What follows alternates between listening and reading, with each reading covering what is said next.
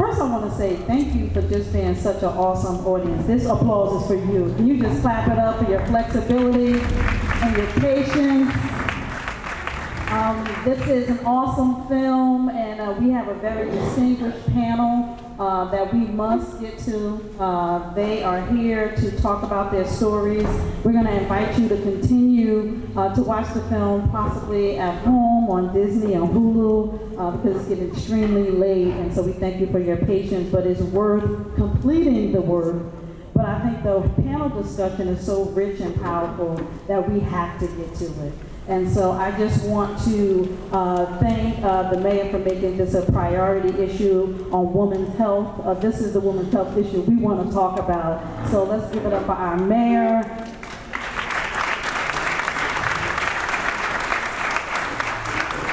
And I just want to thank the partnership that we're having with the museum, the North Museum, and the Film Festival, and our own film department. So I just want to give them a shout out, and also the Cradle Project, who we're also collectively doing this work, the Cradle Project Coalition. So I'm not going to stay in your way for too long, but I have the wonderful job of introducing you to a rich discussion around maternal health that you're invited. You're actually a part of that discussion. So we're not just listening, we're dialoguing. And the goal is to make sure that with compassion and love, that we come up with some solutions to save our lives. All right? We said we're going to save our own lives. Come on, we're going to save our own lives. Can you say it with me? Come on, we're going to save our own lives. And I just want to thank all the hospitals that are represented. We have Beth University, Overlook, Meridian Health, all the hospital officials, the head of OBGYNs, they're here because they believe that the answer lies with you as well. And so let me give them a shout out for that. That's awesome. So let's get this started. We have a wonderful moderator that's going to come and guide this discussion. You've probably seen her on News 12, and now she's with CBS. She's award-winning, has a great work of journalism, and so she's going to be moderating this discussion. Let's give it up for Carissa Lawson.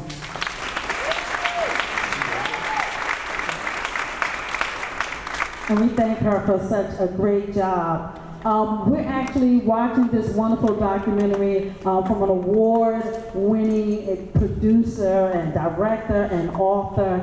And if you look at her work, activist, she has a long career in supporting being a spokesperson. This is new for me, spokesperson for maternal health. And so we're just so happy that all the work that she can focus on, that she made this a priority. And I have her baby books, and they're awesome, and we're going to be giving those away. She has a vitamin line. I mean, it's just so much work that she's doing. And I'm just so appreciative that she's here in North, hanging out with us and helping us with this policy discussion. Can we all give it up for Tanya Lewis Lee?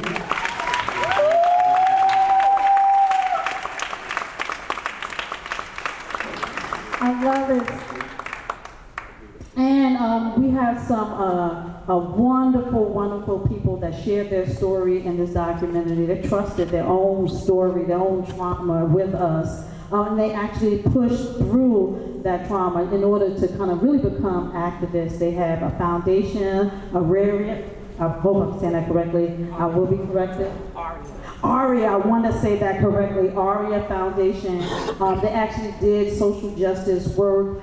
So we want to thank the mom, Shamani is here, Shawnee Benson Gibson. She's also did a lot of work on reproductive justice, and she's here. Thank you. And I love that this film gives such a different lens. We have the father who's carrying the torch, holding it down. He's an educator by trade and an artist. You saw his artwork, and also an activist now around maternal health. And they're going to be sharing how you can support that foundation. Can we give it up for Amari Maynard?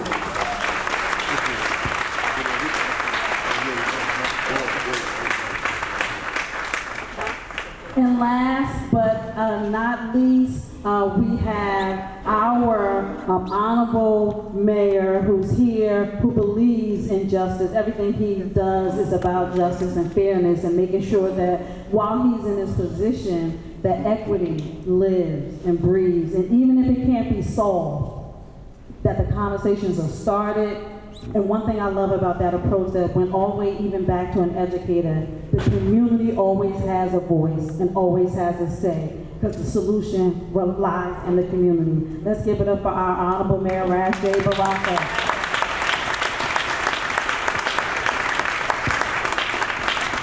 So get ready to participate in this distinguished panel, and we're going to make sure that everyone has a mic. And thank you for being awesome.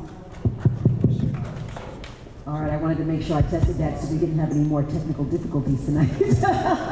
So it looks like we're doing all right so far. So listen, thank you so much for patience, as Dr. Brown says. I'm so appreciative of her inviting me to be here tonight, and I'm just going to get into it because we've waited long enough to hear from this panel of guests this evening. So the first question I'm going to ask is for you, Tanya Lewisley, the maker of this documentary that is eye-opening. I saw some things in this movie, in this documentary, that I didn't even know how bad the crisis really, really is. And you have a long history of doing this work. You are a spokesperson for A Healthy Baby Begins With You. That's Infant Mortality Awareness Campaign. This was not your first documentary. You also did Crisis in the Crib, Saving Our Nation's Babies. You founded Healthy You Now, which is a web platform for women's health. So what gave you the incentive to tackle this particular topic, and specifically to do this incredible documentary, Aftershock? Yeah, well, thank you. And thank you all for hanging out through all the technical difficulties. We really, really appreciate it. You know, I think when it comes to women's health, like, I know that women's health is the foundation of our societies, it's the foundation of our civilization. Whatever term you use for yourself, a baby has to come through the womb, and the womb has to be well, for that child to be well, for that family to be well, for our communities to be well. And so when I was working on the infant mortality awareness raising campaign, I traveled the country. I've met with thousands of women, primarily Black and brown women, in all kinds of communities. And as we were talking about infants who were dying at the similar rates of the maternal mortality crisis, you know, I was anecdotally hearing stories about women who were passing away from childbirth complications. And in fact, the first story I heard was actually from a friend of mine who was at law school with me. He lost his wife and was telling me about it, just kind of anecdotally. And so I was hearing about it. And then in 2018, Linda Villarosa wrote a really important article about the maternal mortality crisis here in the U.S. And I really felt like I wanted to highlight the story. I wanted to do some research, figure out what was going on, what was happening, why were we hearing about this, and figure out what the solutions could be. And so I met my co-director and co-producing partner, Paula Eizelt. She's someone who was also similarly interested for her own other reasons. We met. We discovered we had a shared vision about how to tell this story, and we decided as filmmakers we wanted to tell the story, and we did not want to scare people. I think the key with telling the story is that while we wanted to raise awareness and we wanted to inspire change, we didn't want people to come away feeling afraid. We wanted people to come away feeling hopeful, which is why on the one hand you see an amazing birth. We were very fortunate to see, you might not have seen it yet in the film, but if you go home and watch it on Hulu, you will see an amazing birth. And we also wanted the statistics of the women who were passing away from childbirth complications to be humanized. And we were so fortunate that we had the families of Shani, who is here, and Amari, who's here, and of Amber Rose Isaac, who were willing to, so early in their grief, allow us all to come in and experience a lot of what they were going through, and also to watch them become activated by the love that they had of Shamani. And I think that kind of is amazing inspiration and leaves a lot of hope, because there is hope. There are things that we can do. There are solutions out there.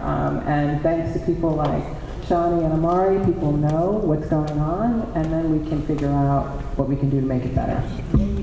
Definitely a lot of hope, especially with all the people in this room and the panels here. We know that things have to change, and we're going to make sure that it does, right? We have to. So my next question is going to be for you, Shawnee Benton Gibson. You represent the perspective of mothers who've lost daughters in this crisis. We meet you and Renita Isaac, Amber Rose Isaac's mother in the documentary. Remarkably, you were already engaged in reproductive justice work before this happening to you. What has this recent journey with the loss of your daughter, Shamani Makeba Gibson, can we say it again? Shamani Makeba Gibson, okay, taught you? What has it taught you? It taught me just how life can shift in an instant, and you have to be ready. I love what happened tonight. All the tech issues, you came and thought it's going to be this amount of time, and I'm going to see the full film. We have to be able to adjust. And I say often when I'm in these spaces that I know my purpose. I've been very clear about my purpose since I was very young. And the death of my daughter doesn't stop my purpose. Like, I can grieve and I can lead. And I've been able to do it the best in spaces like this where Black and brown folks show up and hold space. People will touch my shoulder, grab my hand, say, sis, I'm sorry for your loss. And I receive all of that too, but I receive the smiles and also the partnership and the activations that my story will have you take. And who's going home to watch this film? Because I'm not playing with y'all. Like, seriously. Watch the rest of the film. I've had so many people come up to me and say, I couldn't watch the film, it's so painful and I'm scared, and the folks who are expecting or planning to conceive. And I'm like, watch this film because it's about humanity. It's not just about death. This film is about life. And what happens after death, right? And I found that I know more signs of life after her death than I knew before she passed. Her death has been the catalyst for some major discovery, and Omari's going to tell his own story, but people have found their purpose inside of the loss. Omari said something to me the other day, and I thought it was so funny, and I'm just going to be me. Remember you texted me the other day, and you were like, you know what I'm about to say? He was like, we're all little tiny pieces of shit, and we can either choose to be waste or fertilizer.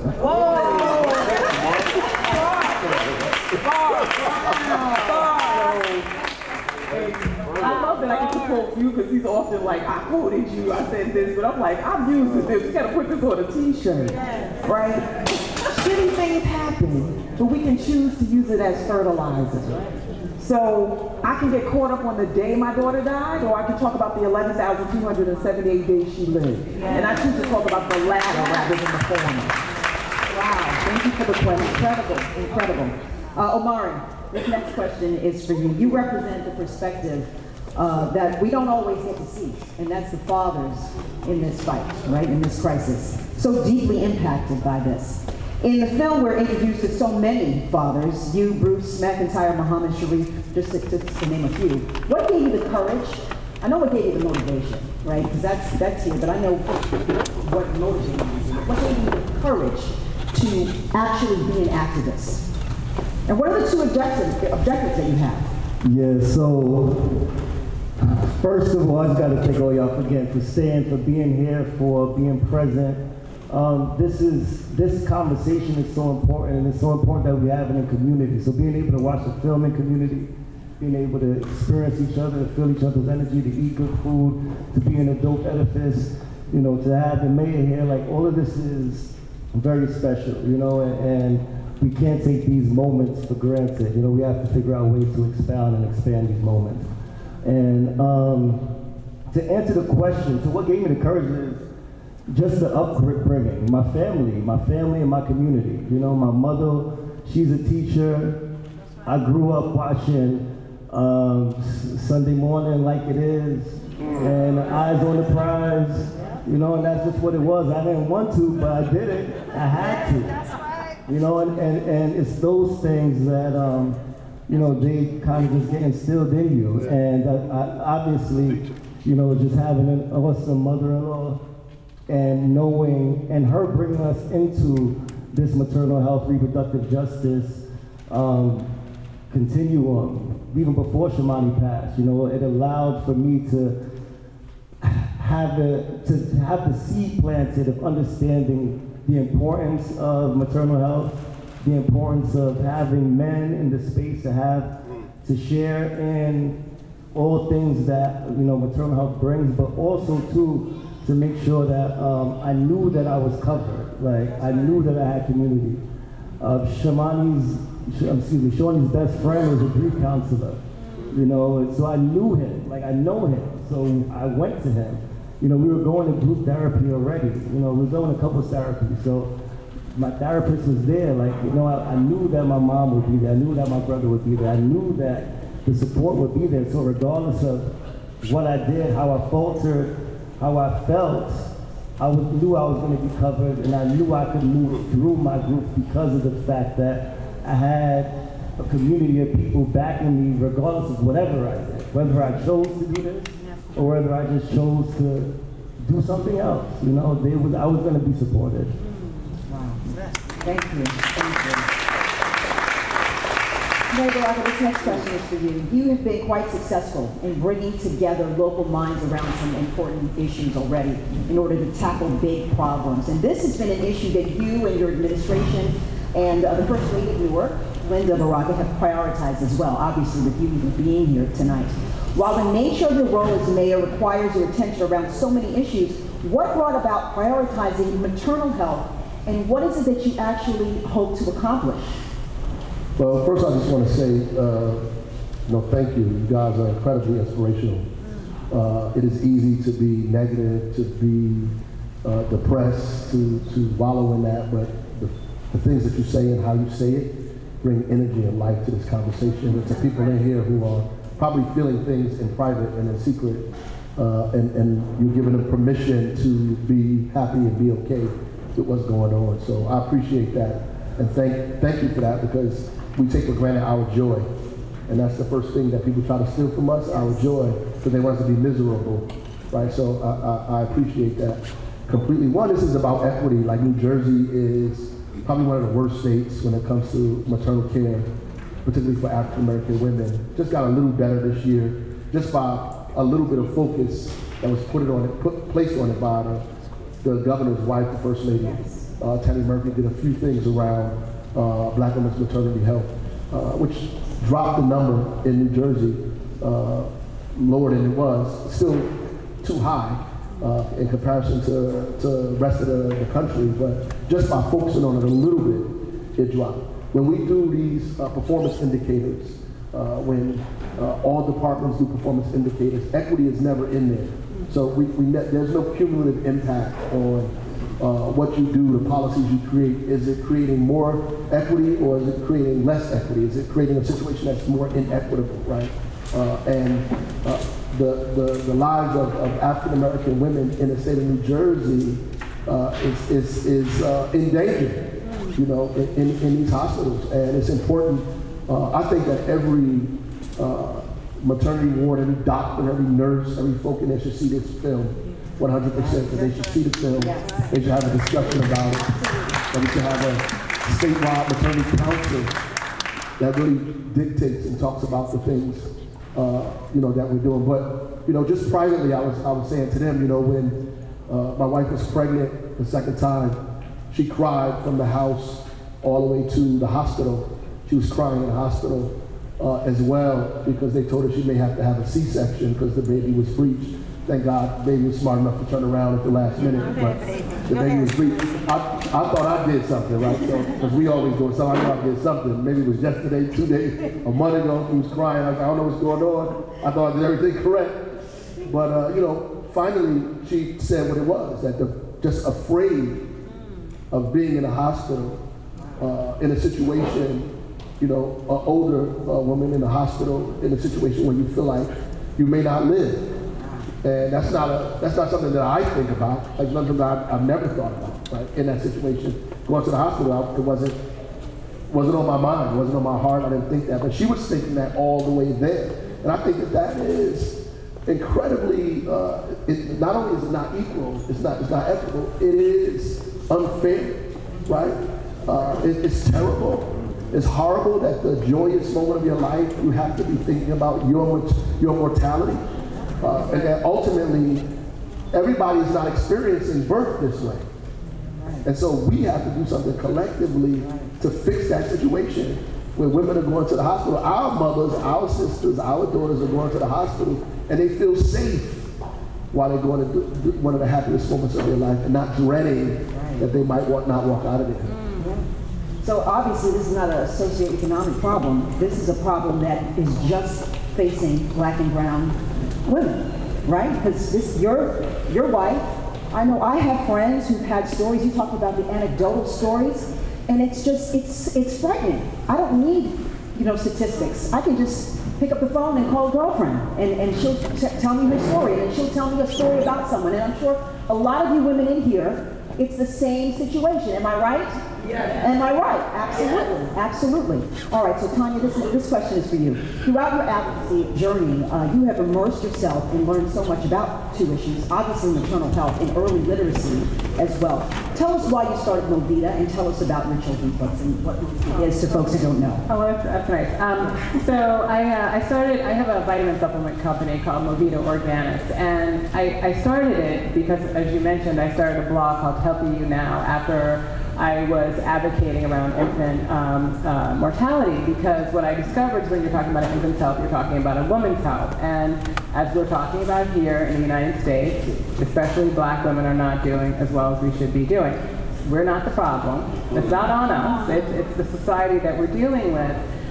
But we do need to be having the conversation with ourselves about how do we access it. We need community. We need to create community with each other. I think, being well and healthy, we don't live on an island. We need to be able to reach out to a friend and say, you go to the gym today, or what's going on with you, how are you feeling, are you feeling all right? And so I created my blog initially, Healthy You Now, as just a place for information and inspiration for women, and then created my vitamin supplement company, which has organic vitamin supplements. We're just basic, clean vitamins. But it's also really, I'm the worst spokesperson, because I'm the first person to tell you no one vitamin is going to do it. It's got to be a part of an overall lifestyle. But we're also creating community and creating content that inspires and gives people information. And all of this comes from my children's books. When my children, who are now, it's insane, I have a 29-year-old daughter and a 27-year-old son. I don't understand how that happened because I don't feel that old. But when they were little, we wrote a couple of children's books, Please Baby Please, Please Puppy Please, and then some years later, Giant Steps to Change the World. But I wrote those children's books because I was watching my children as brown children in a predominantly white world try to figure out where they fit in.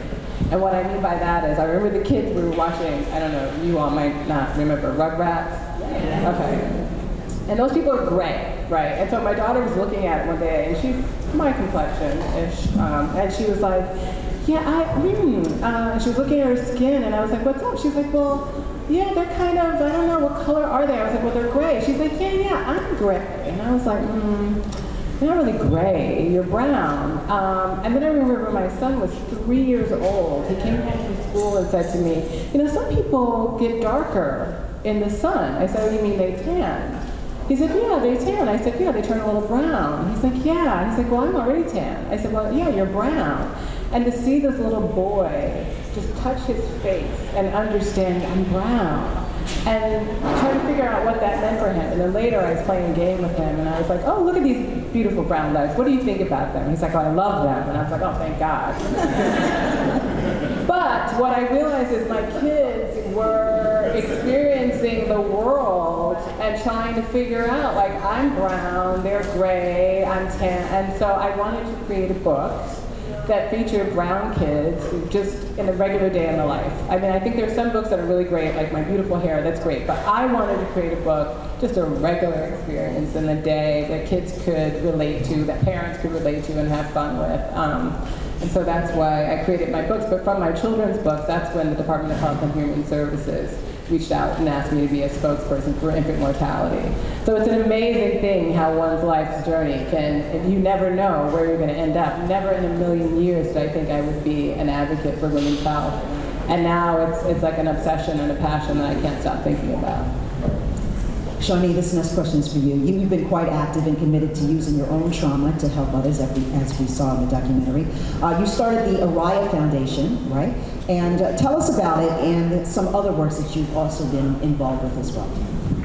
Sure. So ARIA stands for the Advancement of Reproductive Innovation Through Artistry and Healing. My family, we're artists. Shimani was a dancer, she produced, she directed, she did costumes, she worked with young people. Art has been a part of our entire lives, and when my children, my two daughters, I have 3 children, when they came, I performed and they performed. We performed together. It was just part of our lives. So when Shimani transitioned, the natural step was to create a space, if we were going to create a space where art, culture, who we are as people, could be utilized to transform people's minds and hearts and spirits around these issues that we're dealing with, and to use it as edutainment. And once again, I've been in the work for a long time. I've done a conference for the last decade plus called the Motherweight Conference. I, contracted with the Department of Health. I did that too. I worked with their birth equity folk. So this conversation was very much alive in my life. I'm a trained psychotherapist. I've worked in child welfare, and y'all know in the 90s, the 80s and the 90s, our babies were being taken and placed in foster care at an alarming rate. Like, white folks didn't have issues with their kids. It was just us not knowing how to raise our kids and take care of our kids. And also I worked in substance abuse, and a lot of those mothers ended up having children in foster care and also needed treatment. And just, my life has been built around serving my community, and I do that through art and healing and ceremony and ritual. And I'm unapologetic about it. I say I'm blackly black, black, and black, and I'm more black. If you could add more black, it's there too. So it was a no-brainer for me to start the foundation with Omari and my other daughter Jasmine, and to make sure that art was infused in every aspect of it. Now I want to say something really quickly about competence. I'm trained. I got that expensive ass degree, which I'm still mad about, from NYU, because I really didn't learn about my people there. And they took my money and I got duped because I got caught up with what whiteness does. It has you thinking this institution is prestigious and it's going to train you well. My people trained me. And I talk about competence a lot. If y'all take nothing else from what I'm saying tonight, know that you're competent because your grandmother's grandmother's grandmother taught some things that have you be here, alive and well. So ARIA is just an extension of those beliefs that we are competent, that we are capable, that evidence-based. While I respect it, I'm like, yo, there's so much evidence of how resilient, powerful, amazing, dope we are. And it's enough to get us through this crisis. And I would be crazy to just rely on the stats and the data, because most of the research is not done with us in mind, and they're not speaking to us about our bodies. Like, a lot of medicine has been designed on white bodies and not through black people's and our people in our experience. So the work is about training development. I do anti-racist training. I facilitate workshops. I do healing work. I'm a psychodramatist, sociometrist. Ask me about it if y'all don't know what I'm talking about after this is over.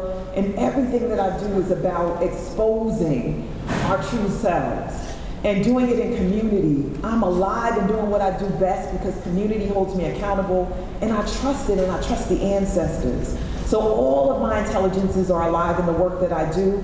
And my degree gets me in the door, and then I switch on them, just like they switch on us. So I have all folks, especially white folks, talking about their intuition, their ancestors, their whiteness, all the stuff. Because I'm not coming in to join you where you're at. You're going to join me where I'm at. And the work is incredible. I'm just so grateful that I get to live my purpose every day, and that my daughter's an ancestor that tells me what to say and do, even in this moment. Wonderful. Wonderful. Thank you. Omar, this question is for you. In the documentary, you really spoke about building a network of support. You mentioned that earlier. You also focus a lot about mental health. How do you manage your mental health today, and what advice would you give others who are managing this level of trauma?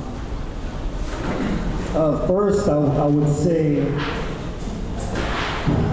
when Shimani passed, it was the most devastating part of my life. I've never felt, or never really been connected to somebody so closely, and had to watch them transition before their time. You know, and I spent maybe the first 3-4 months like alone in my basement, just painting. Just painting because I couldn't really process what was going on. I needed to emote, I needed to put my energy somewhere. I needed to be alone. I needed to figure out what my next steps were. And again, that's why I talk about community as well. Like, I speak to fathers all the time. Who've lost their partner, who have dealt with just traumatic situations and have had to just grieve and then 3 days later go back into regular life because the support isn't there, you know. And I bring all of that up to say that I didn't know that at that point that I was, you know, creating a wellness space for myself. I just knew that I had to put this energy somewhere. And thank God for art, thank God for paint, thank God for brushes, because, you know, that allowed me to express myself in a way that was not harmful to myself. You know, and that, and then also through that process, I met men who lost their partners as well. Like, you know, our story started to kind of to get wind. Gentlemen started reaching out to me just through Facebook, Instagram, social media, and telling me, you know, listen, I lost my partner. If you need somebody to talk to, you know, talk to me. And for me, that was life-changing. That was powerful because as close as my family and friends are, there were things that I just couldn't tell them. I couldn't talk to them about it. I couldn't express myself because it was just something that they really couldn't relate to, but also like, because I'm navigating emotions and feelings that I've never had to before, I just didn't even have the words. Like, I didn't know what to say. I didn't know what to expect. If I said it, what will be received? You know, so having an opportunity to really just sit down and talk with fellas, with men who've gone through it and who I could ask specific questions to, it was empowering. And I wanted to pay that forward. I wanted to provide that to somebody else because I knew how much that allowed me to just be able to get up and figure out my day to day, because it was minute by minute. Like, I was just trying to manage a minute. And then once I got through that minute, I tried to manage the next one, you know, and having an opportunity to emote and talk to men, say things out loud, and knowing that when it got received, that I wouldn't be looked at a different way. I wouldn't be, you know, thought of a different way. It was dynamic. So, you know, not even fast forward, and fast forward actually a couple of months. I was talking to one of my guys, and I was telling him about all the work that we were doing, you know, and all the stuff that was going on. And he looked at me and he was like, all of this is great, but, you know, like, what are you doing for yourself? Like, how are you maintaining all of this? And he was like, yo, like, I don't work out, I don't run, I don't work out, I don't lift, I don't do any of that, but I run. If you want to run with me, like, we could do that. And I started running with him. And in that process, running is amazing. It allowed me to sweat, it allowed me to move my body, it allowed me to process thoughts, it provided clarity when things were unclear. All this was going on during COVID as well, you know, so to give you some context, and I know that those three things were really the building blocks for me to figure out what my mental, spiritual, and physical wellness journey was going to be, and how important it was for me to be able to navigate it on a daily basis, to implement it in my life every day. And now fast forward 5 years later, and again, so today's Thursday. I do a men's group every other Thursday. and today is the men's group day. And I was like, yeah, I'm not going to be able to make it. We're going to have to shut the group down. And I was like, you know what? Nah, I'm going to call on my guys, and we're going to hold space. And we held the space.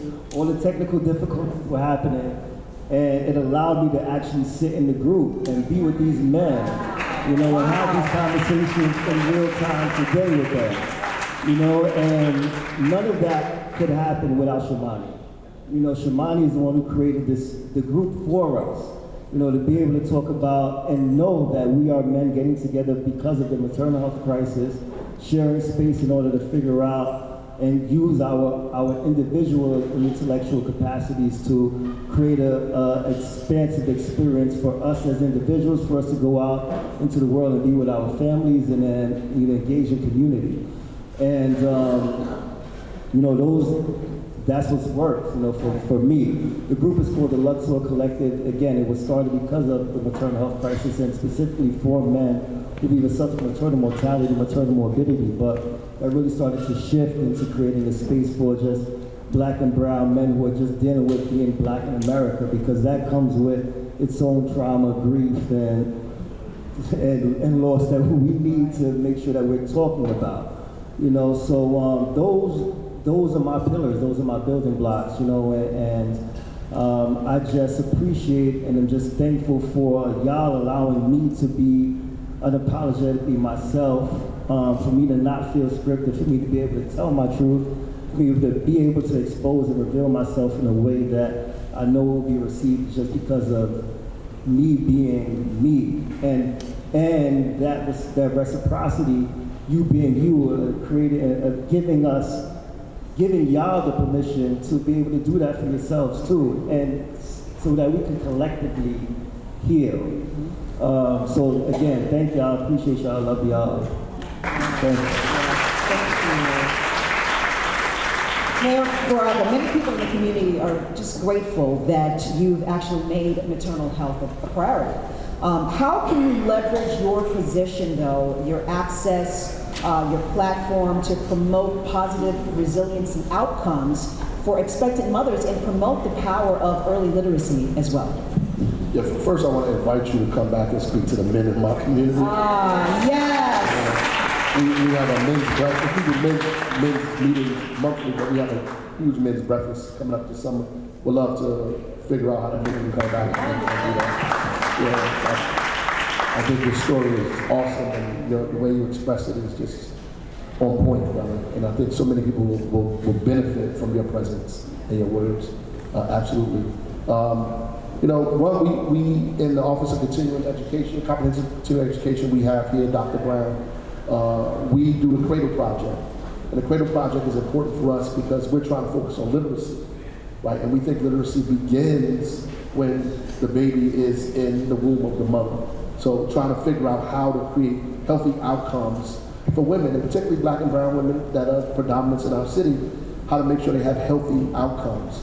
And so we use our platform, joining with community-based organizations around here, to create opportunities for women to have access to support, to literacy opportunity, to programs, to individuals, connecting them with hospitals, with doctors, with our own health department, trying to figure out how to get women, because we, minus the primary care physicians that we don't have, how do we create opportunities for them so that they can make sure kids are starting school ready to learn. Right. That's really the proposition that we have. What we're trying to do is make sure kids are ready to start school, starting school ready to learn. And in order to do that, we have to make sure, one, that their mothers stay alive, that two, they have a healthy progress through the whole maternity outcome is something positive, that they're around healthy environments continuously. And so we want to create that, and we have been trying to create that using that. One, and I also think there's some specific things that we talk about, that we can talk about statewide, that we talk about to folks. One, we need to make sure folks have access to doulas, right? We can do that. We have doula training that we allow in our training academy on Clinton Avenue in Bergen, right? So we want women to have access to doulas. We want birthing centers so folks can have the ability, because in this environment, where people talk about women having the right to have control over their own bodies, or over their own health decisions, most people on the left, they're talking about having the right to have an abortion, which is, I understand that, right? But we also talking about having a right to make a choice between whether you want to have a C-section or not. Right, or right. be able to have a right to decide whether you want to go to this hospital. I can't afford to go to the hospital. I don't want to go to this clinic, right? So if I actually have control over my health decisions, there should be something available that says, I don't want to go to this clinic, right? And I don't want to go to the hospital because I don't have insurance and they're going to treat me terribly in this place. I want to go to an alternative place that I'm sure that can be paid for, right? Don't have to worry about what it's going to cost me. Am I going to go bankrupt in the process? Are the people there going to look like me? Are they going to have cultural competency? All those things are necessary for me to have a healthy childhood, right? So we can force people to begin to move in that direction, to make sure that women, particularly black and brown women, have options that don't exist now. They don't exist because there's no cultural competency. They don't exist because people don't have access to primary care physicians. They don't exist because of the socioeconomic status. You don't have, you're in poverty. You don't have access to the resources that give you doctors that can come to your house if you need them, right? So that's why doulas are important to me. That's why birthing centers are also important to me, and cultural competency for doctors and for nurses. And ultimately, if the hospital doesn't have black doctors and black nurses, then you ought to find some. Right. Right? You ought to find some. And it should be, the diversity, the state should be pushing that diversity. So when you start talking about equity in your performance indicators, you have to begin to say, well, is the hospital diverse? Are the doctors diverse? Are the nurses diverse? Are the folks in there diverse? If it's not, then we have to do something about that. Yes. If all of that is not hope, I don't know what is. All of that sounds really positive. All right, so I have, yeah, for sure. Oh, 100%. 100%. All right, so I'm going to have a closing question, and then we're going to open it up to the audience, right? For the purposes of time, I'm going to skip a lot of things so that you guys can ask questions to the panels, okay? Because that's, I think, very important tonight. Final question for me. What do you want hospitals, community partners, families, or government legislators to know so that we can improve this crisis? Tanya. I want them to know that black women know their bodies. They know how they feel when they tell you they don't feel well. They know what they're saying. And I really appreciated all that the mayor just said. The only thing I would add in his remarks about the healthcare provider community is midwives. I think that, it's important, you should have the choice to birth, whether you want to have birth, how you want to birth, who you want to birth with. And I think often you hear tragic outcomes about a midwife and we say, oh, forget all the midwives, but you hear a tragic outcome with a doctor, you don't say forget all the doctors. So I just think that, we should all be thinking about the pipeline of healthcare providers, what they look like and where they're coming from. I have a question for the audience members. Do you know your birth story? Raise your hand if you know your birth story. Yeah, I go in a lot of rooms and folks do not know. And there are a lot of folks that are not in the conversation. And I always say that if you have a womb, if you came from a womb, if you know somebody with a womb, you need to be in this conversation. That's everybody. And I know you're trying to figure out ways for us to be born without women's wombs, but we're not there yet. They are. I'll also use a quote, like what I want folks to know in these institutions, the stakeholders, and I consider myself to be one too, that if you don't understand racism or white supremacy culture, what it is and how it works, everything you think you understand will only serve to confuse you. And that's from Neely Fuller Jr. We have to recognize that even when folks are black and brown, because of the induced culture of white supremacy, we will do the job of white supremacy too, because we've been indoctrinated in the system. So we must do the work to undo that. as much as I can, I tell on myself. I talk about, and Tanya and Omari have heard this 1,000 times, I'll say it 1,001. I have to check the little old white man that lives inside of me that leaks out like, she doesn't know how to speak.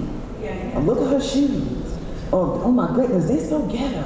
You know, and I mean, I say it out loud, but where my mind goes. And as somebody who's been in the field of social services for 33 years, I've been guilty of bias. And if we don't own that our dark shadow selves that have been indoctrinated with white supremacy leak out in our places of power and privilege that we have, because I have power and privilege. I'm holding a mic in this space right now. I have power and privilege. If we don't take ownership that we can show up like that and do damage, then nothing's going to shift. And the last thing that I will say is that I would love for folks to understand that the price for being black in this country, I love being black. I already told y'all my blackity black, black, black story. But the price of being black in this country ages us and kills us on the inside. We look, they say black don't crack. You may look young on the outside, but on the inside, we're 10 years older as far as our organs and systems, just by virtue of being black and navigating the looks, the inappropriate comments, the telling you're not eligible for the promotion because you're not polished enough, or you speak so well for a black girl. It wears you down, and it has us hemorrhaging. So folks who work with us need to know that we come in, you can judge us all you want about how our physical bodies are, but we need to take responsibility for how that happened. And Tanya talked about it earlier. There's nothing wrong with us. There's something wrong with this world that makes us sick. And I'm complete. Wonderful, wonderful. Omari. Yeah, so I would just add, you know, like, all the things that Shorty said is connected to our own personal wellness journeys, right? And how invested we need to be in ourselves. And I know, so when I say that, I mean our full selves, right? How much, what are we really eating, right? What are we really eating? What are we really speaking to the person that's next to me? How am I affirming my children? Am I calling my mother? You know, like, all of these things are, you know, little small steps that will take us to hopefully, you know, our 80s, 90s, and 100s, right? And this is how we become the elders that we need to usher in space for the young folks in our community. So just make sure that, you know, when you're out there in the world, you know, that you're thinking about all of these things because they are important. So I said individual wellness, but what I really mean is that when we look at and pour into ourselves, we're able to now then pour into community and really help shift and change things. But if we're not looking into ourselves to do that, and we're looking to the next person to do the work and then piggyback off of them, there's nothing that's going to happen. So we got to do all the shadow work. We have to. Wonderful. Mayor Baraka, last words? Yeah, there's a line in the film where one of the women says, you know, black women going into the hospital to give birth is like a black man being stopped by the police. Yes. Like traffic stop. Like, and that just stuck with me. Like, it's so crazy. It was in my head. Like, wow. This really is about us protecting ourselves, about saving our own lives, about defending ourselves, and all the stuff that was just said from a system that has been designed to see us die. And so this work we're doing is not about checking the box. This is really for the folks that are here, if they're still here, that are from hospitals and institutions and medical places that are in the audience. That this is just not about us venting or about you checking the box or your hospital could, you know, fit the priority list or whatever it is to get grants and funding. It's about saving people's lives and making sure that when we talk about equity, it's not you having to deal with us talking about race again. It's because your preoccupation with race has created this situation. We just want you to fix it, right? And that's really what this is about. That's right. When I was driving here tonight, I kind of thought to myself that it's like a cancer, right? we know we need a cure. And luckily, I believe that it's going to be easier for us to cure this than they've been able to cure cancer. I really believe it. So that's where we are. So now we are going to open it up to, you raise your hand first. Go ahead. Do we have another microphone that we could pass? Okay. Dr. Brown, if you could help us out. Okay. Here's someone right to the front. Yes.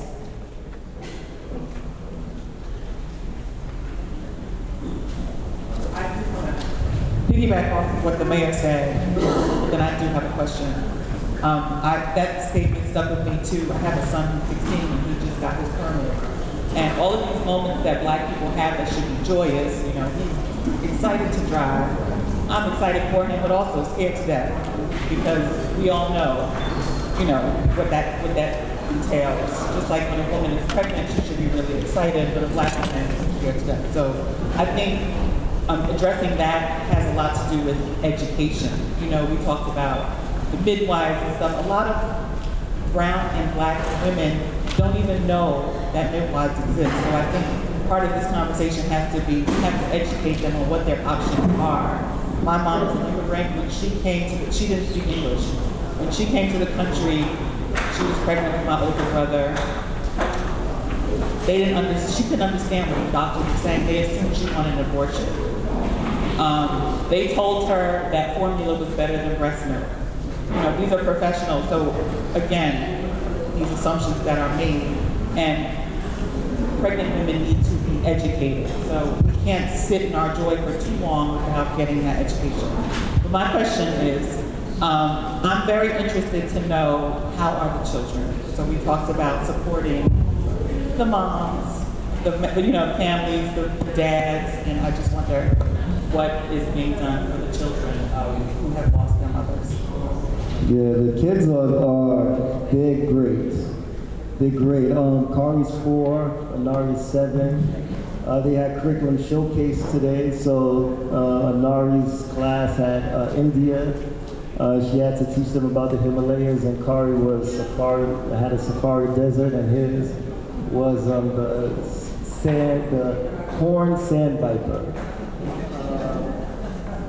I wanted to bring them, but I knew I was going to run a little bit late.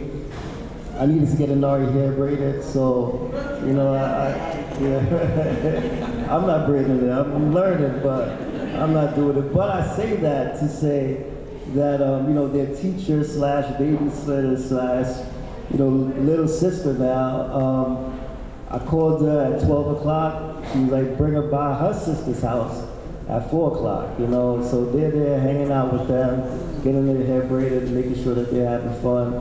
They're good, they're covered, because again, community is covering them, you know, and there's no way, shape or form that I could do this and raise these babies by myself. And, you know, even calling on their grandmother is a lot, because she, you know, she's as busy as 5 of us put together, you know, but that's what community is for, you know. And I'm just so thankful and grateful that I can trust and feel comfortable being here with y'all, not even thinking about what my kids are doing or who has my kids or what's happening with them. And even to have somebody even in my home, you know, when I'm not there to watch them, you know, it's a blessing, you know, and they're dope, you know, they're dope children, so that makes it even easier, you know, so they're great. Thank you. Strong village, strong village. Yeah. I was going to share about that, just to add to what Omari is saying. Because I do the work that I do a lot of support groups and healing sessions, so I meet a lot of folks who've experienced stillbirth and these types of losses. And what we don't talk about enough is the maternal morbidity. There's more of that. That's at epidemic proportion, like the folks that have near misses, as what they say. So the kids are good because they have a family that talks about their mother in real time. The kids are good because there are paintings of their mother all over the house and pictures and video. The kids are good because they've seen this film. The kids are good because they have an outlet to express what is going on with them. I miss my mommy. Omari will say sometimes that Anari will cry and talk about, you know, wanting her mother. And Okari was 13 days old when Shimani passed. So, you know, the not having a mom, and then people doing events and you see other people with their mothers. So just us having a space where ancestry is a huge part of that and their mother's a part of that, and we keep the conversation about her alive, because kids make up stuff when you don't tell them what's going on. And the stuff that they make up doesn't always serve them. And I've met adults that their mother died, like Shamani has passed, and they're like, they stopped talking about her. Right. Completely, because they're uncomfortable. And the kids just like, I'm good, and they're not. And they're also, just speaking about Elias, which is the other baby who lost his mom.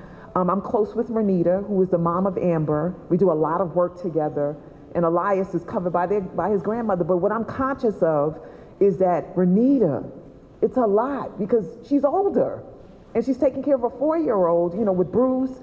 And there's another mother who I work with closely in Atlanta. I don't know if y'all know Wanda Irving or Dr. Shalon Irving, who worked for the CDC, studied maternal health and maternal mortality, did all that research, and died from the very thing that she was studying.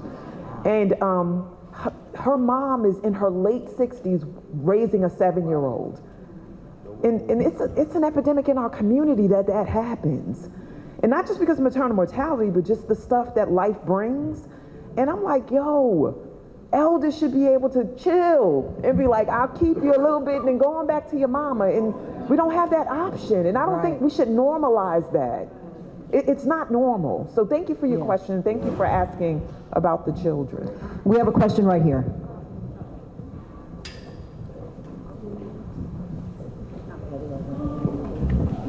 I have a microphone here. Oh, thank you. Sorry.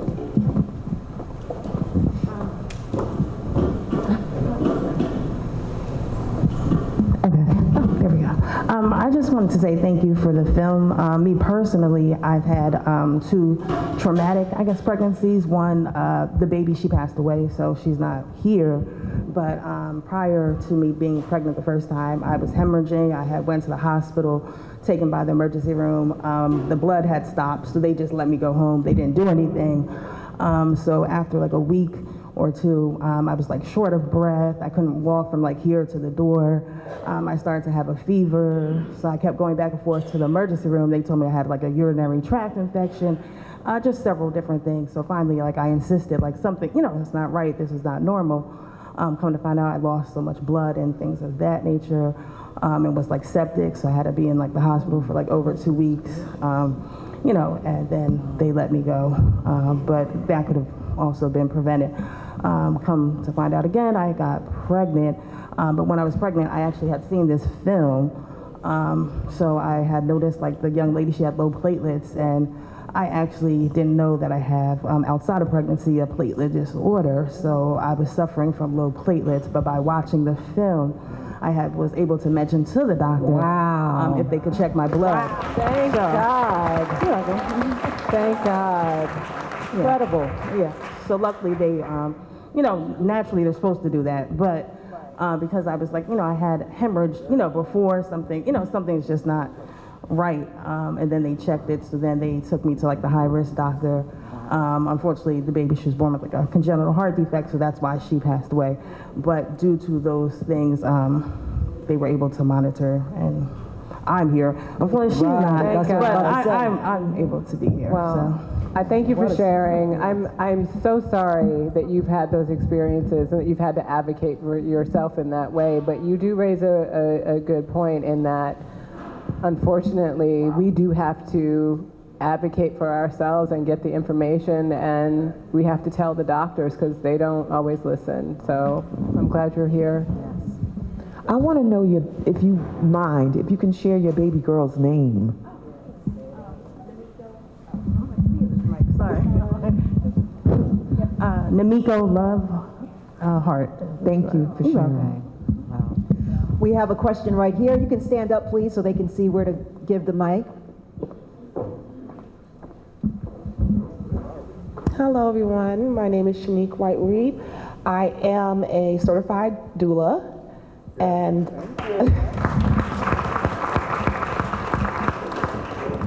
after hearing everyone's story today and listening to everyone's heart basically cry, I want to say that We are out here. We are willing to help. But someone has to open the door for us doulas. Right. We are out here and ready to help these moms. Me, myself, I've helped deliver 28 babies.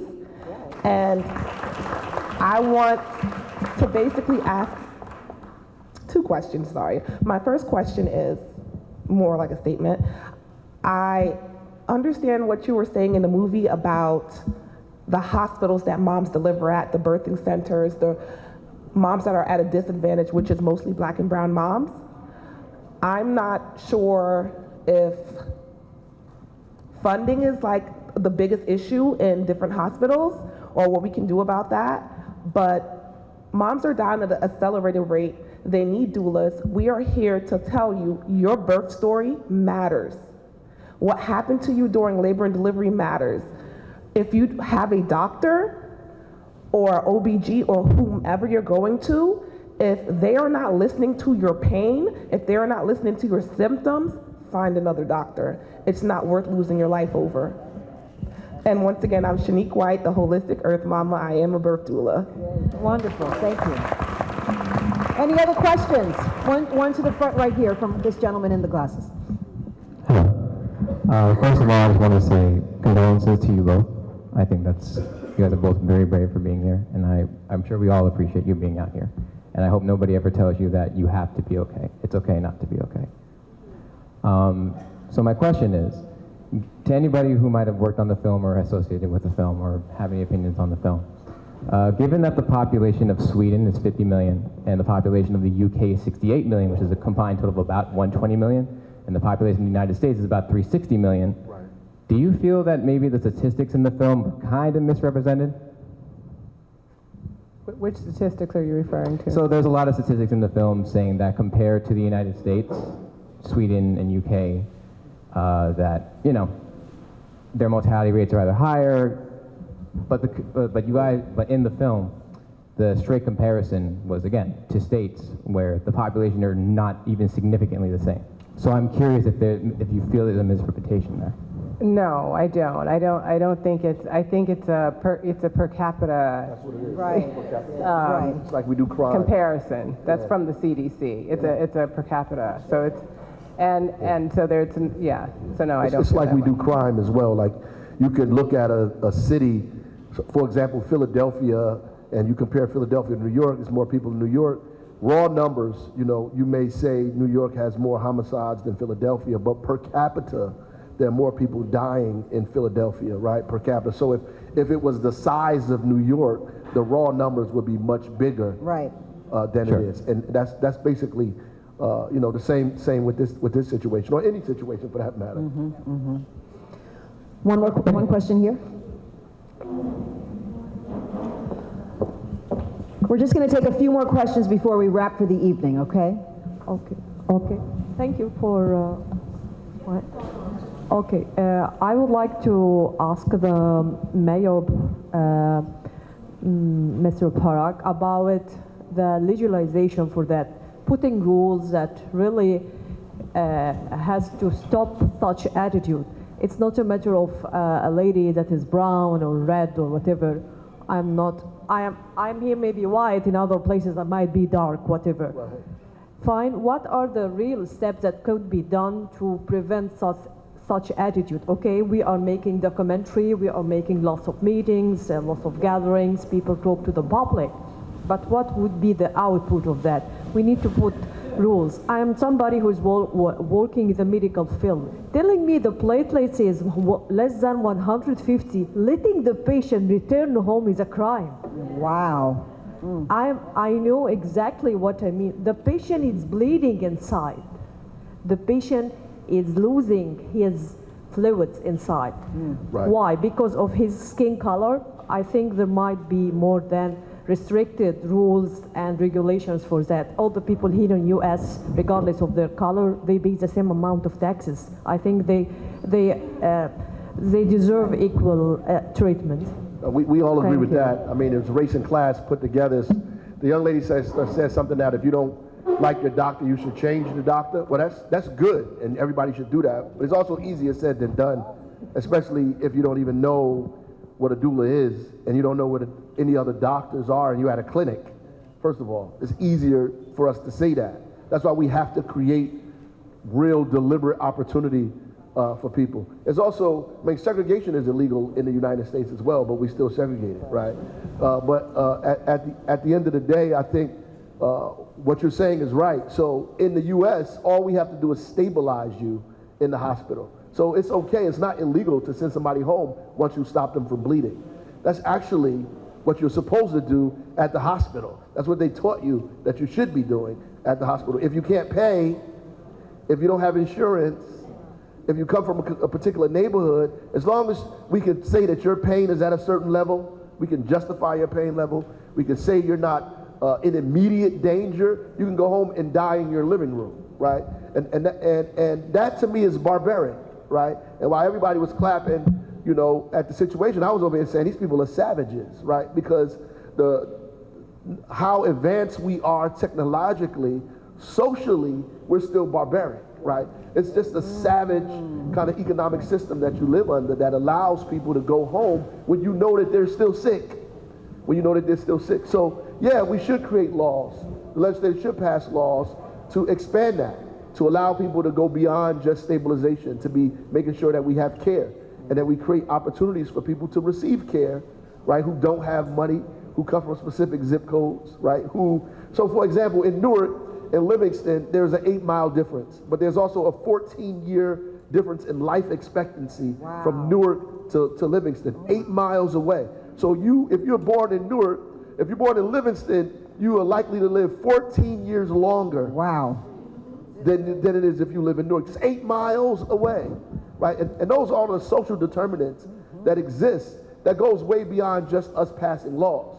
Like, we have to pass laws, but you have to put people in place who actually love humanity. Right. Who love black people, love people regardless of who they are. Regardless of their color. Yeah. I want to say something too. If folks are not familiar, there's material about white supremacy culture and its characteristics. So we've experienced some of it in the space. So either or thinking is about it, like show and prove, this obsession with the written word and the numbers of it and all of that. We have to be very, very careful because nuance is where the deaths happen. It's the lack of care and concern about the humanity of the person. It's like, well, the machine says. In the film, I don't know if we got to it because we, cut the film before it was complete. And y'all watching the film, right, when you get home, we already established that. But using machines and plugging in black, plugging in age, plugging in where you come from, or, and I'm exaggerating it, but that's how it works, right? The technology becomes the master in the space, and then it's like this, we put in the number, so C-section, need to have a C-section. Rather than speaking with the person, waiting a little bit longer. We live in a world where there's quadruplets, I used to say triplets, white supremacy culture, patriarchy, capitalism, and colonization. So we can be like, oh, the policies or the rules, but we know people in the application of rules can be a life and death situation. So if you do nothing else in this space or take none of my advice, look up the characteristics of white supremacy culture and then ask yourself how you're living and leading. And you'll be devastated about yourself and how you show up. Wow. One final question right here. Well, there's 3 questions. Dr. Brown, I'll let you all 3? Okay. Can you hear me? Oh, no, this is the final question, she said. So I have, my name is Lisa Gittins-Williams. I'm the Director of Obstetrics at University Hospital. I'm here in Newark, and I'm also the chair for the New Jersey section of the American College of OBGYN. I thank you for this brilliant film, and I thank you for sharing your stories. I have seen this movie several times, and I'll watch it again when I get home. So I did want one comment is that in New Jersey, one of the leading causes of death is hypertension. So we, the New Jersey section of ACOG and the American College of OBGYN, we knock on senators' doors. We go to Capitol Hill, we walk from the House to the Senate, and we lobby for maternal health. Here in New Jersey, I'm very pleased to say that we spoke to the New Jersey legislators, and we're going to get a bill for blood pressure machines for all pregnant women, because no one should die of a stroke, no one should die of HELLP syndrome or preeclampsia or any of its sequelae. So that's one of our most recent successes. My second comment is about literacy. So in addition to talking about the difference in life expectancy between here and Livingston, I looked at the birth statistics for the city of Newark and births in the city of Newark and also in Livingston. There's an incredible education difference. There's an incredible education difference. So when we talk about the maternity workforce, we need more doulas, we need more midwives, and we need more physicians. The number of black physicians is less than 5%. And for black men, that's like 2 to 3%. So even if we double that number, it'll take 50 years to create the workforce that's equivalent to the population. Yeah. So I work at Rutgers University. Anyone that has, when you read those books to your children, whisper in their ear to become a doctor. Whisper in their ear. Yes. Whisper in their ear. I will say my own daughter is at NYU studying screen scoring, but that's okay. I whispered, but it didn't work. Storytelling is important. Storytelling is important, and music is amazing. But I mean, there's mentorship. And these students, not only do they need those stories and that literacy, so thank you, but they need mentors. So do reach out. I am right here in Newark, and there's many black physicians that will mentor your students and mentor your children. And then my last is a question. At the, a comment and a question.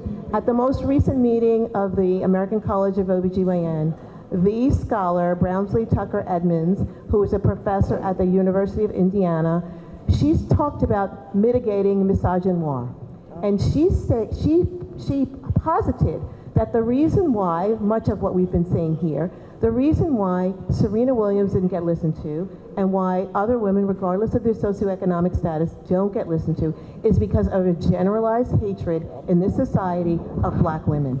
And you talked about some of that in the film, and she showed that in some of our lecture. And if you think about the way that we have been represented and the way that we present ourselves, that actually has to change. The media will trope us as either the mammy, the too sassy, or some other negative image. And so that is what is creating, and we live in intersectionality, right? We are not one thing. We are brown and black and dark and light, and our hair is this kind of way and that kind of way, and however we feel like making it that day, right? And so people they don't understand us. And when you talk about white supremacy, they don't understand us, we don't fit in the box, and so we get mistreated. So my question to those of you in the media is, how does the media serve to mitigate misogynoir? How do those different images get out there in your art? How do those different images get out there? How do you get your art into the museum so everyone can see it? How do you change the narrative of the films that you're making and your colleagues that are the producers and the people that create the art? That's my question. Well, first of all, thank you for your work, Dr. Giddens. You know I know you, I know who you are, and I really appreciate all the work that you do. I'm going to say, I would argue actually that the powers that be know exactly who we are and how powerful we are and what we can do, and that's why they hate us so goddamn much.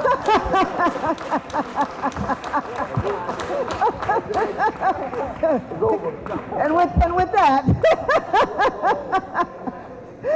okay, well, thank you. I know, that's right. Thank you so much. The panelists, please give them a round of applause this evening. Tanya Lewis-Lee, Shawnee Benson Gibson, Omari Manon, of course, Mayor Baraka. Thank you all so much. Thank you so much. Wonderful. All right. And Dr. Brown has something to say. Yes, thank you so much for your patience. We just have parting gifts. We have samples. Thank you, Movita, for the samples. Please take the samples. We also have free literature because we are a literacy-bound city. We have to have 500 books in our library so we can move the trajectory of our children's future. So please take a free book. Go online, find out about the Area Foundation, support it, find out about Movita, buy the vitamins, let's live in wellness and healthy, and thank you so much for your patience. You've been awesome. Yes.